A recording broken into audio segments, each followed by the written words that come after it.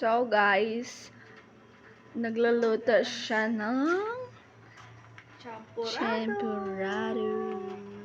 Hi everybody! For today's video guys, nagluluto tayo ng champurrado kasi maulan, malamig yung panahon, kaya masarap kumain ng champurrado. Yes! So ayan. Pag iyan hindi masarap, Masarap yan! Tingnan mo mamaya. Masarap, mapapaulala ka talaga sa sarap. Hemika.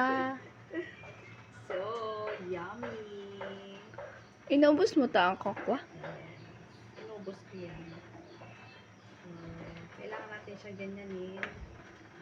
Hahaluin natin siya habang kumukulo kasi dumidikit siya sa ilalim. Parang nagiging tutong siya sa ilalim. Kailangan siya ganyan. Haluin mo siya habang kumukulo siya. Para hindi siya matutong sa ilalim. O, diba? Makakaluto na tayo ng masarap na champurrado. Siyempre, masarap ka-partner to, tuyo. Wala tayong tuyo. Wala tayong tuyo.